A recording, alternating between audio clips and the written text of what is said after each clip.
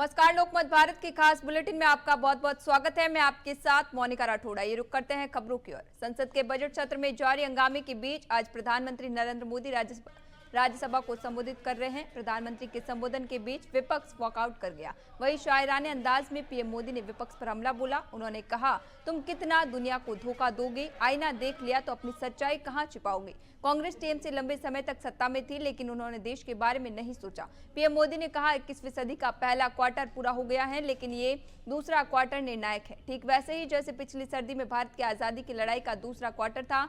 मैं साफ देख सकता हूं कि विकसित भारत बनाने की दिशा में ये दूसरा क्वार्टर भी उतना ही काबिल होने वाला है। कांग्रेस की गलतियों को ठीक करने में समय लगा। काफी शक्ति गलतियां सुधारने में चली गई, लेकिन देश अब रिफॉर्म एक्सप्रेस का सवार हो चुका है। भारत अब दुनिया से मुकाबले के लिए तैयार है। पूरी दुनिया हमारे ट्रेड डील की तारीफ कर रही है।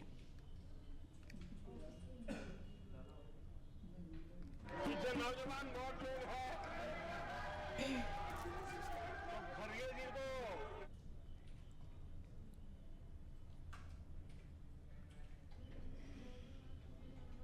लोकसभा स्पीकर ओम बिरला ने गुरुवार को कहा कि बुधवार को लोकसभा में पीएम मोदी के साथ अप्रत्याशित घटना हो सकती थी, इसलिए उनकी कल शाम 5 बजे होने वाली स्पीच टालनी पड़ी। आशंका के चलते मैंने ही उनसे न आने का आग्रह किया था। जानकारी के अनुसार बुधवार को पीएम की स्पीच के दौरान कांग्रेस लोकसभा में उन पर हमला करने की योजना बना रही थी। इससे आशंका के चलते स्पीकर ने सदन स्थगित करने का फैसला लिया। दरअसल पीएम मोदी 5 फरवरी को लोकसभा में शाम 5 बजे धन्यवाद प्रस्ताव पर जवाब देने वाले थे, लेकिन विपक्ष की महिला सांसदों के हंगामे के चलते स्पीकर संध्या राय ने कार्यवाही अगले दिन तक स्थगित कर दी।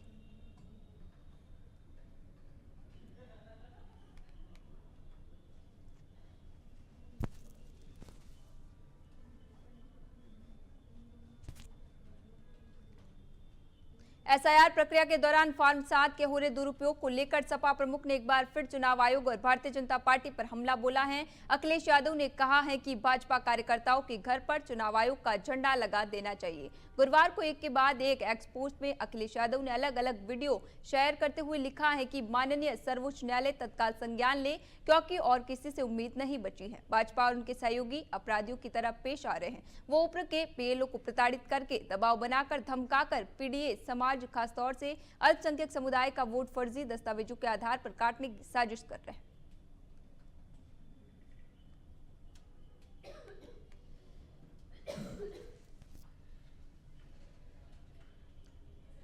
राज्यपाल के अभिभाषण पर गुरुवार को बहस का जवाब देते समय मुख्यमंत्री बजरंगलाल शर्मा ने कांग्रेस पर जमकर हमला बोला। उन्होंने कहा कि विपक्ष के नेता बोलते हैं कि सीएम बार बार दिल्ली में हाजिरी लगाता है, लेकिन मैं इनसे कहना चाहता हूं, मैं जनता के काम के लिए हाजिरी लगाता हूं, जबकि कांग्रेस के कार्यकाल में सरकार बचाने के लिए नेता हाजिरी लगाते थे। सीएम ने कहा कि मैं जब दिल्ली जाता हूं तो कुछ लेकर आता हूं, लेकिन इन लोगों ने तो पूरी सरकार के समय ही होटलों में आराम किया था। वही नेता प्रतिपक्ष को निशाने पर लेते हुए सीएम बजरंगलाल शर्मा ने कहा कि टीकाराम जूली जी 3 दिन से लगातार हमारे नेताओं के भाषण के समय रोक टोक करते दिख रहे हैं। ऐसा लगता है कि जैसे इनकी स्प्रिंग लग गई है, लेकिन ये स्प्रिंग तब कहां गई थी जब अलवर में कई बड़ी घटनाएं कांग्रेस के शासन में हुई थी।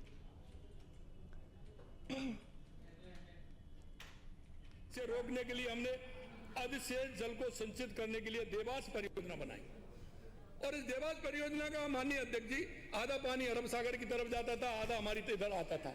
उसके लिए हमने एनीकट और टनल बना करके उस पानी को हम ले रहे हैं, और उदयपुर की पेयजल आवश्यकता को ध्यान में रखते हुए हम 1690 करोड़ रुपए से देवास परियोजना पर तेजी से काम कर रहे हैं। इस परियोजना के लिए माननीय अध्यक्ष जी 5 दिसंबर 2025 को जब मैं वहां उनका शताब्दी समारोह मनाया, और निवाड़ी जिले की धार्मिक, ऐतिहासिक और पर्यटन नगरी ओरछा को अब हवाई कनेक्टिविटी की बड़ी सौगात मिलने जा रही है। यह ओरछा से पीएम श्री हेलीकॉप्टर सेवा शुरू करने की तैयारियां पूरी कर ली गई है। मुख्यमंत्री डॉक्टर मोहन यादव के निर्देश पर हेलीपैड पर सुरक्षा और आवश्यक सुविधाएं उपलब्ध कराने के आदेश जारी किए गए हैं। यह हेलीकॉप्टर सेवा जेट सर्वे एविएशन प्राइवेट लिमिटेड द्वारा संचालित की जाएगी, जो ओरछा चंदेरी भोपाल रूट पर संचालित होगी, जिससे राजधानी भोपाल से ओरछा की दूरी अब कुछ ही समय में तय की जा सकेगी।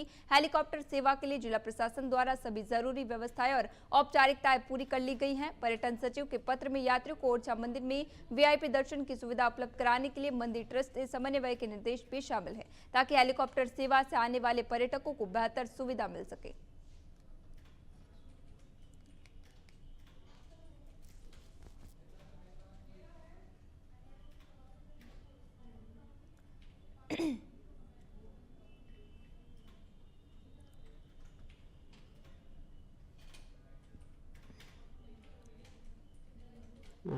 देखिए, माननीय मुख्यमंत्री जी के जो उनके निर्देश थे, उसके तारतम्य में एक बड़ी खुशी का हर्ष का विषय है कि जो पीएम श्री पर्यटन योजना है, उसके अंतर्गत हेली सर्विसेज इन भोपाल और ओरछा के बीच मध्य शुरू होने का अप्रूवल मिला है। इसकी जितनी फॉर्मेलिटीज हैं वो हम कर चुके हैं, इसकी जो परमिशंस जो रिक्वायर्ड है वो हम जारी कर चुके हैं, और जो एजेंसी है उनके जो स्टाफ है, उनके अधिकारी हैं, वो आके यहाँ पूरा सर्वे करके सभी तैयारियां पूर्ण करके जा चुके हैं। फ्लाईओला ग्रुप को ये कार्य दिया गया है। उनके जो फ्लाइंग शेड्यूल है वो प्रतिदिन सुबह भोपाल से ओरछा के लिए एक हेली सर्विस रहेगी और दोपहर बाद ओरछा से भोपाल के लिए वापसी की सर्विस रहेगी। तो इस तरह का एक ये कार्य योजना है। श्री राम राजा सरकार की नगरी ओरछा के पर्यटन को अब पंख लगने जा रहे हैं। मेरे आग्रह पर केंद्रीय मंत्री श्रीमती ज्योतिरादित्य सिंधिया जी ने प्रदेश के मुख्यमंत्री डॉक्टर मोहन यादव जी को ओरछा में पीएम श्री हेलीकॉप्टर सेवा शुरू कराने के लिए पत्र लिखा था। अब मुख्यमंत्री जी की स्वीकृति के बाद यह योजना धरातल पर आने जा रही है।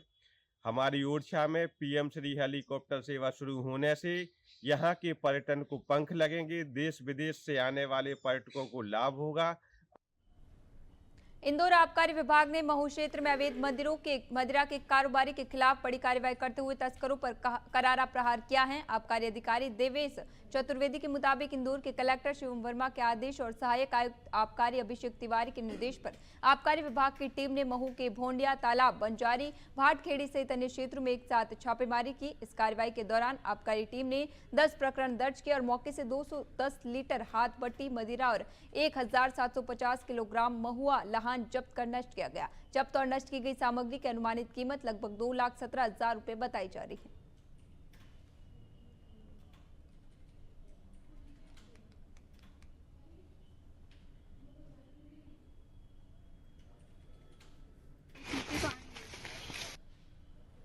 आबकारी विभाग हमारे आदरणीय कलेक्टर महोदय श्री शिवम वर्मा साहब के मार्गदर्शन में एवं हमारे सहायक आबकारी आयुक्त श्री अभिषेक तिवारी जी के निर्देशन में लगातार अवैध मुद्रा के विरुद्ध कार्रवाई कर रहा है।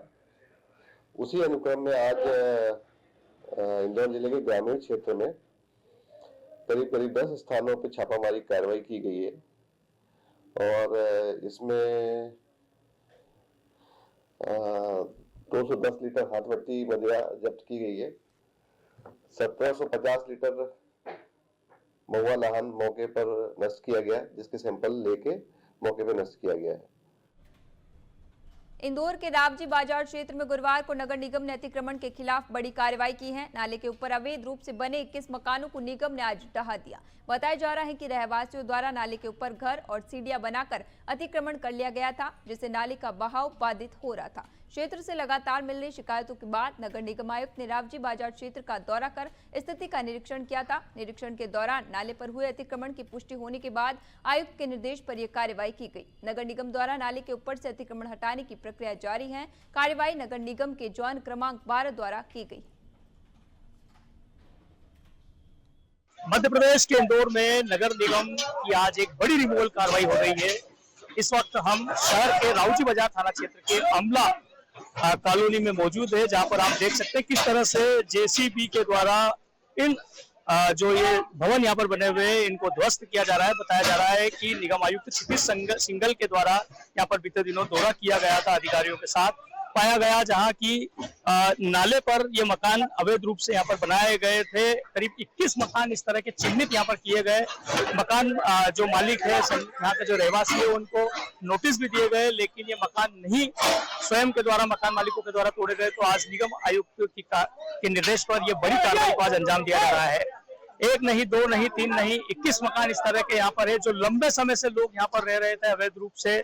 इस तरह से पुलिस बल के साये में निगम का रिमूवल दल पूरी चाक चौबंद व्यवस्थाओं के साथ कार्रवाई को अंजाम दे रहा है। कि आपको बता दें, 40 लाख से अधिक की आबादी वाले इंदौर शहर में कई जगह इस तरह के अवैध निर्माण या गलत तरीके से बनाए गए भवनों पर निगम आयुक्त के निर्देश पर कार्रवाई लगातार की जा रही है। वही आमला रोड रावजी बाजार थाना क्षेत्र में आज इस कार्रवाई को अंजाम दिया गया है, जहां 21 मकानों पर कार्रवाई की गई है। लोकमत भारत के लिए इंदौर से सतीश शर्मा। यूजीसी के विरोध में आज स्वर्ण समाज के द्वारा प्रदर्शन किया गया और मुरैना के बाजार बंद करवाए गए। वही व्यापारियों ने भी यूजीसी के विरोध में स्वर्ण समाज का अपना समर्थन दिया और अपने अपने प्रतिष्ठान बंद रखे। वही स्वर्ण समाज के लोगों ने कहा कि मोदी सरकार ये काला कानून जबरदस्ती हम पर थोपना चाहती है, हम इसे लागू नहीं होने देंगे। इसी दौरान बाजार में भारी पुलिस बल की तैनाती की गई, जिससे शहर में किसी प्रकार की अप्रिय घटना न घटित हो।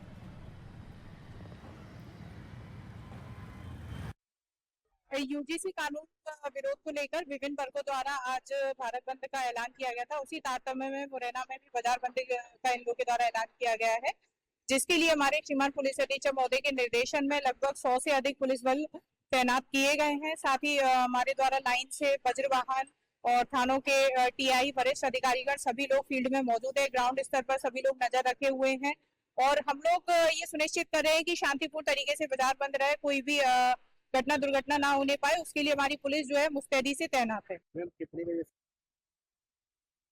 देशव्यापी हमारा आंदोलन है। हम लोगों ने दिल्ली में तय कर दिया, सवर्ण समाज समन्वय समिति S4 में 40 संगठन है हिंदुस्तान के, और चूंकि सरकार भी जानती है इस बात को, ये किसकी नगरी आपको पता होना चाहिए, बिस्मिल की भूमि है और चंबल है, और चंबल में बागी पैदा हुए हैं हक और अधिकार के लिए।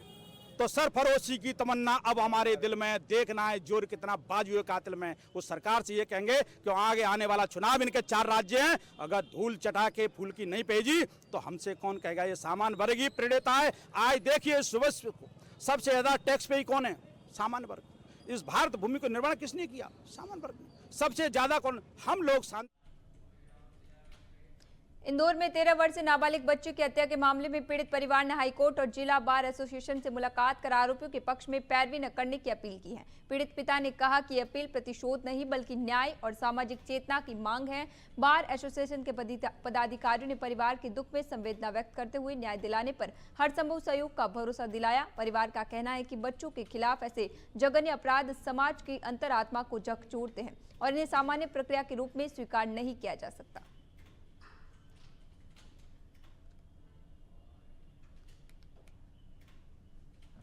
मैंने जब पेपर में वो खबर पढ़ी थी, जब भी मेरा मतलब झकझोर देने वाली घटना थी, क्योंकि मेरा भी 13 ही साल का एक बच्चा है। तो हर वो माँ बाप जिनके छोटे छोटे बच्चे हैं, वो हर परिवार को झकझोर कर देने वाली बात थी वो।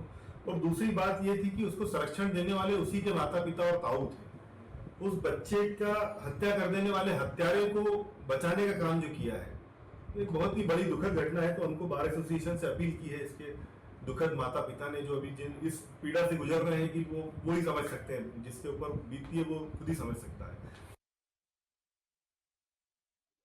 देखिए, आज हम माननीय उच्च न्यायालय में हम लोग यहाँ हाजिर हुए हैं और हम लोग जो बार एसोसिएशन अध्यक्ष हैं यादव जी, उनके समक्ष हम लोग उपस्थित हुए और हम लोगों ने एक पीड़ित पिता, तो उसकी एक अर्जी है कि ये जो अपराध हुआ है बहुत जघन्य अपराध हुआ है, ऐसे लोगों की समाज में कोई जगह नहीं होनी चाहिए। और हमने अपील की है यहाँ बार एसोसिएशन में कि कोई भी जो हमारे अभिभावक हैं, यहाँ के संघ के सदस्य, माननीय सदस्य हैं, उन सभी से हम लोग अपील कर रहे हैं कि इस केस को कोई ना ले। इससे जो समाज में और देश में संदेश जाएगा कि इंदौर के जो अभिभावक हैं वो बड़े संवेदनशील है और इस तरह के कृत्य को बर्दाश्त नहीं। इंदौर के देवी अहिल्या विश्वविद्यालय के तक्षशिला परिसर में 6 से 8 फरवरी 2026 तक 3 दिवसीय युवा महोत्सव का आयोजन किया जा रहा है। कार्यक्रम का आयोजन DAVB के कुलगुरु राकेश सिंघई ने प्रेस वार्ता कर गुरुवार को बताया कि युवा महोत्सव समिति द्वारा किया जा रहा है। महोत्सव के तहत युवाओं के लिए संवाद सत्र, सांस्कृतिक कार्यक्रम, काव्य आयोजन, पुस्तक मेला और प्रदर्शनी जैसे कई आकर्षक कार्यक्रम आयोजित किए जाएंगे। महोत्सव के दौरान देश, समाज और युवा भविष्य से जुड़े विभिन्न विषयों पर संवाद सत्र आयोजित होंगे। उद्घाटन दिवस पर प्रमुख वक्ताओं में कैलाश चंद्र सहित अन्य अतिथि युवाओं को संबोधित करेंगे। दूसरे और तीसरे दिन भी कई विशेषज्ञ और सामाजिक क्षेत्र से जुड़े प्रमुख व्यक्ति तो अपने विचार साझा करेंगे, जिनमें पंकज सक्सेना जैसे वक्ता शामिल रहेंगे।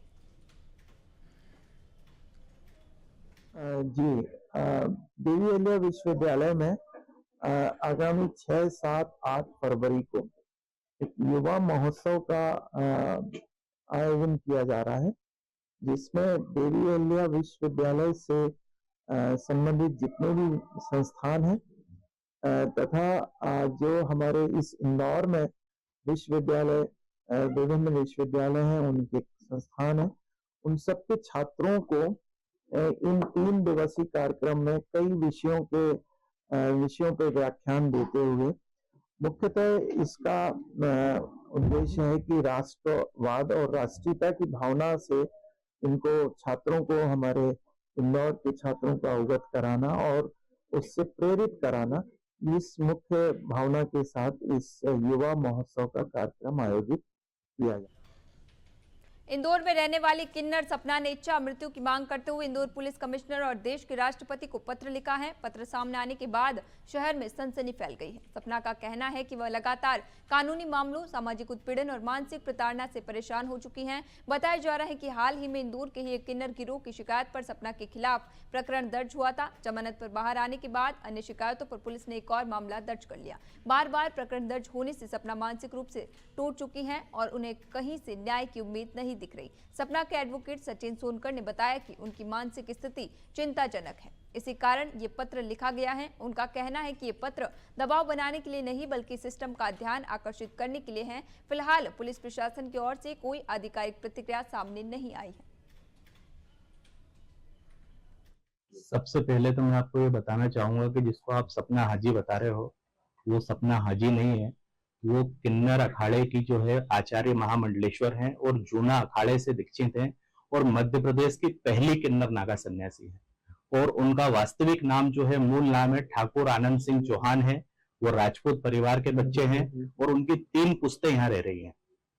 वो कोई हाजी नहीं है, सपना गुरु नाम है उनका। उन्होंने क्या किया है? अभी जेल से छूटने के बाद एक और एफआईआर दर्ज हुई है, कोई लेटर लिखा उन्होंने? मामला ये है कि सपना गुरु ने जो हिंदू किन्नरों के विरुद्ध जो नए मंसारी और पायल हाजी, सीमा हाजी और उससे संगनमत मुस्लिम किन्नर जो मालेगांव के आए हुए हैं, जो सारे आपराधिक प्रवृत्ति के हिस्ट्री सीटर क्रिमिनल हैं, उनके द्वारा यहाँ किन्नर जिहाद चला के हिंदू किन्नरों का बलपूर्वक जो है धर्मांतरण करवाया जा रहा है। उनके साथ जो है मारपीट की जाकर निर्दयता पूर्वक उन्हें HIV एड्स के इंजेक्शन लगाए जा रहे हैं। नशे की हालत में बदमाशों के द्वारा कई तरह की घटनाओं को अंजाम दिया जा रहा है। पिछले दिनों इंदौर के चंदन नगर थाना क्षेत्र में आड़ीबाजी करने के मामले में फरार चले बदमाश को पुलिस द्वारा गिरफ्तार किया गया है। दरअसल चंदन नगर थाना प्रभारी तिलक करोली ने बताया कि फरियादी रौनक कचोली निवासी दामोदर नगर के रहने वाले व्यक्ति के साथ में आड़ीबाजी की वारदात को अंजाम दिया गया था। साथ ही नजदीक में लगे हुए CCTV कैमरे पर भी पत्थर फेंके गए थे, जिसकी तस्वीर CCTV कैमरे में भी कैद हुई थी। पुलिस ने उसी आधार पर कार्रवाई करते हुए पार्थ उर्फ चाय और राहुल झटका पकड़ा गया था, लेकिन वारदात में शामिल रोहित मराठा तभी से फरार चल रहा था। उस पर 3 थाना क्षेत्र में 7 आपराधिक प्रकरण दर्ज है।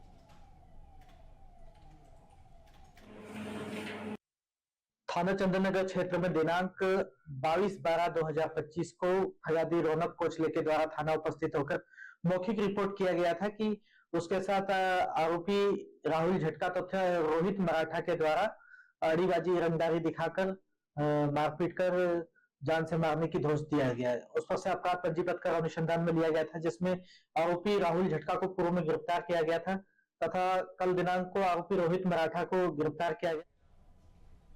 अभी के लिए खबरों में इतना ही। बने रहिए लोकमत भारत के साथ सच का।